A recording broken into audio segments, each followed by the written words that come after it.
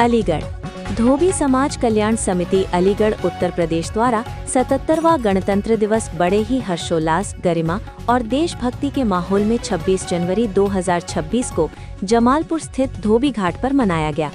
कार्यक्रम की शुरुआत ध्वजारोहण के साथ हुई, जहां राष्ट्र ध्वज को सलामी दी गई और सभी उपस्थित लोगों ने राष्ट्रगान के साथ देश के प्रति अपनी निष्ठा प्रकट की। ये आयोजन न सिर्फ गणतंत्र दिवस का उत्सव था, बल्कि समाज सेवा, एकता और भाईचारे की मजबूत मिसाल भी बना। इस अवसर पर कार्यक्रम के मुख्य अतिथि माननीय श्री विवेक बंसल जी रहे, जिनका समिति की ओर से गर्मजोशी से स्वागत और सम्मान किया गया। अपने संबोधन में उन्होंने कहा कि धोबी समाज कल्याण समिति जैसे संगठन समाज को जोड़ने, युवाओं को प्रेरित करने और देशभक्ति की भावना को मजबूत करने का कार्य कर रहे हैं। कार्यक्रम में समिति के वरिष्ठ पदाधिकारी और समाज के अनेक गणमान्य लोग उपस्थित रहे, जिनमें प्रमुख रूप से शरीफ भाई दरोगा जी, मोहम्मद दिलशाद सचिव, मोहम्मद शब्बीर प्रभारी, अली मोहम्मद महासचिव सहित अनीश फौजी, नफीस ठेकेदार, सलीम ठेकेदार, कासिम प्रॉपर्टी डीलर, ताजुद्दीन भाई, अब्दुल रशीद भाई, ताज मोहम्मद प्रबत्ता, मोहम्मद वाजिद, जान मोहम्मद, अकबर वारसी, नवाब भाई, जमील, यासीन भाई, चमन वार्ड अध्यक्ष, राशिद वार्ड अध्यक्ष, शकीर, शहाबुद्दीन भाई धुनाई वाले, बाबू भाई लाइन पर वाले, जावेद जफर, डॉक्टर जमील, सलीम ट्रेलर, आस मोहम्मद, जुनैद सहित बड़ी संख्या में समाज के सम्मानित सदस्य मौजूद रहे। कार्यक्रम के दौरान वक्ताओं ने संविधान की महत्ता, सामाजिक एकता, शिक्षा और समाज के उत्थान पर अपने विचार रखे। पूरे आयोजन में देशभक्ति के नारे, एकता और भाईचारे का संदेश साफ दिखाई दिया।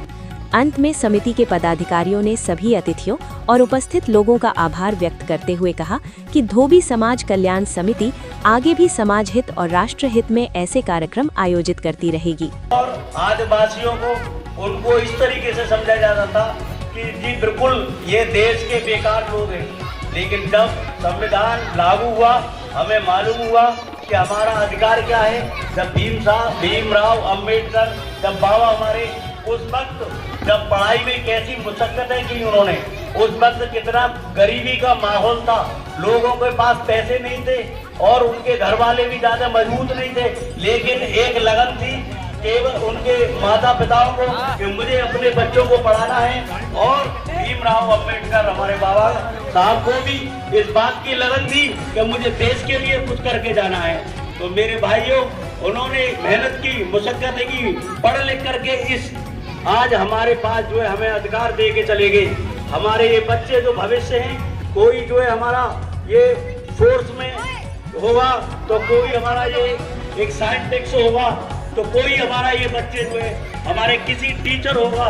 ये बच्चे पढ़ेंगे लिखेंगे, हम चाहे भले ही एक दो रोटी कम खा लें, लेकिन हम बच्चों को पढ़ाएं मेरे भाई। और धोबी समाज कल्याण समिति का ये प्रोग्राम है मेरे भाई, और आइंदा भी ऐसे ही होता रहेगा भाई। अस्सलाम वालेकुम।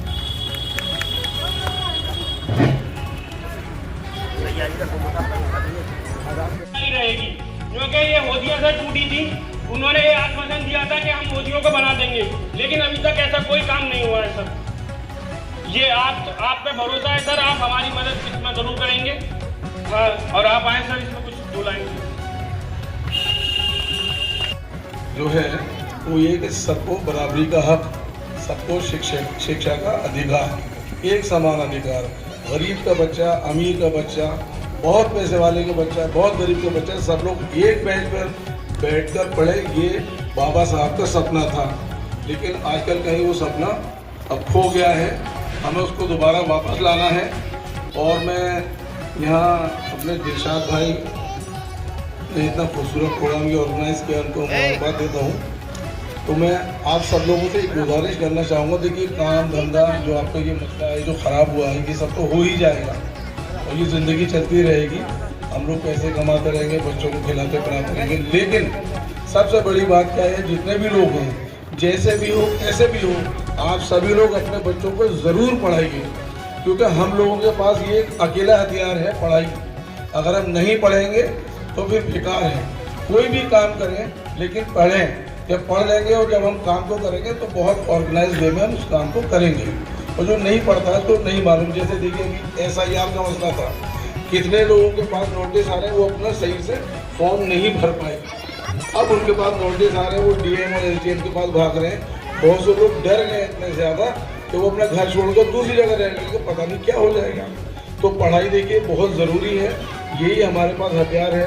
मुल्क के जो हालात हैं आपको मालूम ही है, और अभी छोटे बच्चों के लिए, नौजवानों के लिए देखिए बहुत खुला आसमान है, परिंदों की तरह वो बिल्कुल उड़ सकते हैं, सिविल सर्विसेज में जा सकते हैं, अच्छी एजुकेशन हासिल कर सकते हैं। तो मैं भाई इसी, क्योंकि मैं एक शिक्षक भी हूँ, कांग्रेस पार्टी का कार्यकर्ता होने के साथ साथ कहीं पढ़ाता भी हूँ, तो मैं यही चाहूँगा आप लोग अपने बच्चों को ज़रूर पढ़ाएं। शुक्रिया, खुदा हाफ़िज़।